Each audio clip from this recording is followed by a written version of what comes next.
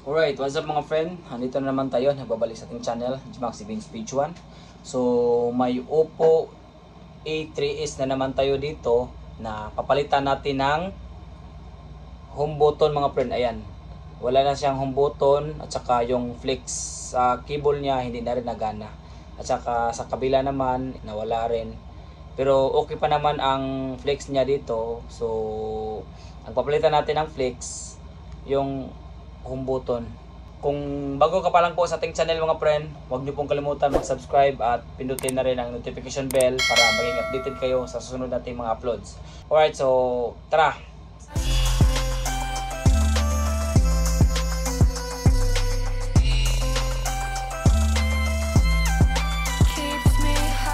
So ang una natin gagawin mga friend ay gagamit tayo ng steel pick para matanggal itong back cover nya. So sundutin lang natin dito ng dahan-dahan dito sa gilid. Ayan. Yan. As you can see mga friend, bumuka na. At dahan-dahan lang natin mga friend. Alright. So nakalimutan pala natin mga friend na tanggalin ang SIM card. Ayan. Okay.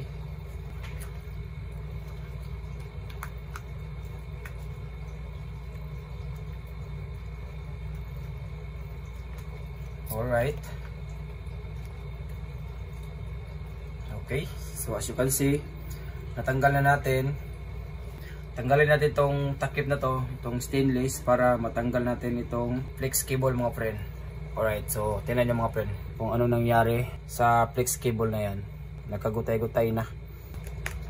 Gamit tayo ng maliit na screwdriver.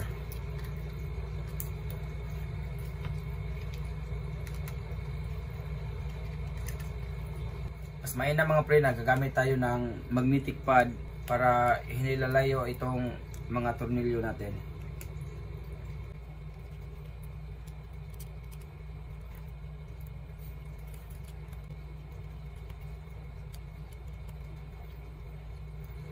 Pwede natin tanggalin itong takip mga friend ng dahan-dahan.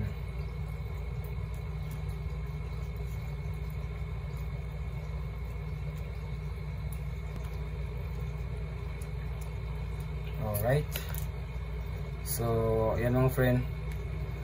Tanggal na natin yung cover. Next, tatanggalin din natin tong board mga friend. Itong board na to, tanggalin natin. Disconnect muna natin itong tatlong connector dito. Una, itong battery. Next, itong master flex cable. At saka itong LCD cable. Alright. Okay, so meron pang maliit dito mga friend. Tanggalin din natin to. Ayan.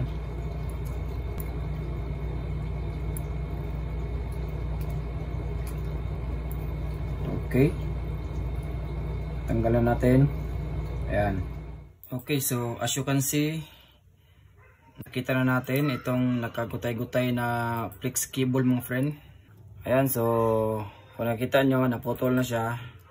So ayan, tanggalin natin.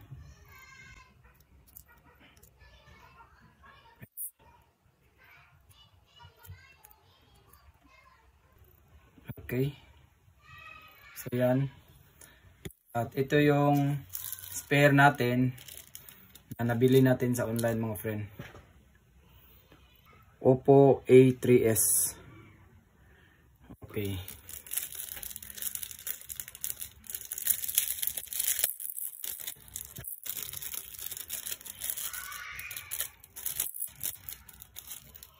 Pili muna natin tong mga papel dito.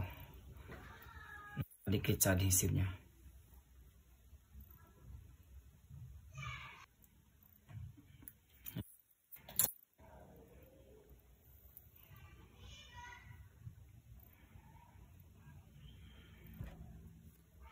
Okay. So may guide naman yan dyan mga friend. So hindi tayo mahirapan sa pag lagay nito.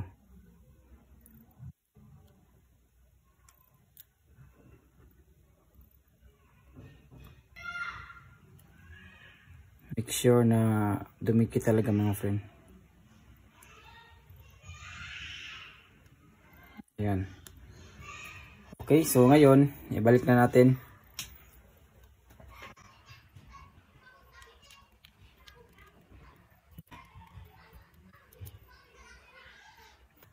So sana mga friend walang ibang problema.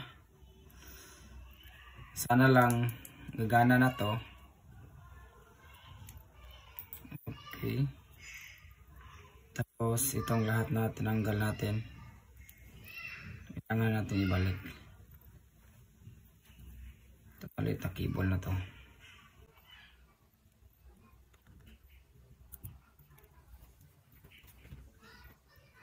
Ito.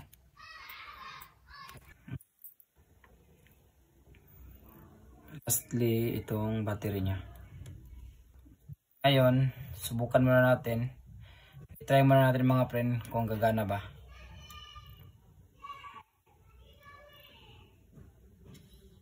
Alright.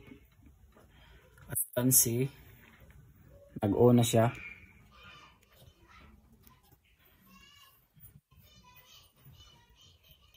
Okay, so, ganun lang kasimple mga friend na palitan itong flex cable ng power button. Ganun din dito mga friend sa kabila itong volume down and up. Okay, so as you can see, may password nga lang, hindi natin mabuksan. Pero at least, okay na yung power button niya mga friend. So, okay, fix na natin lahat mga friend. Patayin muna natin.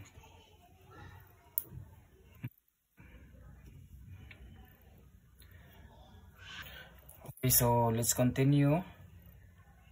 Para matapos na tayo.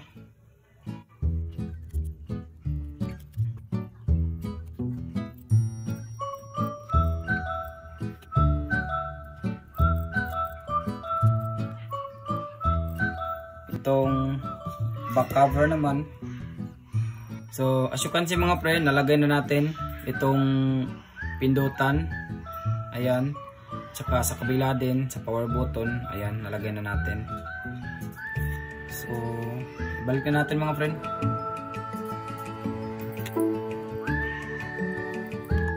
Ayan. Ito natin. Alright. So, tapos na tayo mga friend. Salamat sa pagpanood. At kung bago ka pa lang po sa ating channel, huwag niyo pong kalimutan mag-subscribe at pindutin na rin ang notification bell para maging updated kayo sa susunod nating mga uploads mga friend. Alright, so sana po ay nakatulong ako mga friend at sana po ay nakakuha kayo ng kahit kunting idea o kaalaman dito sa ating vlog. So this is Gmax Events Page 1, The Lazy Vlogger.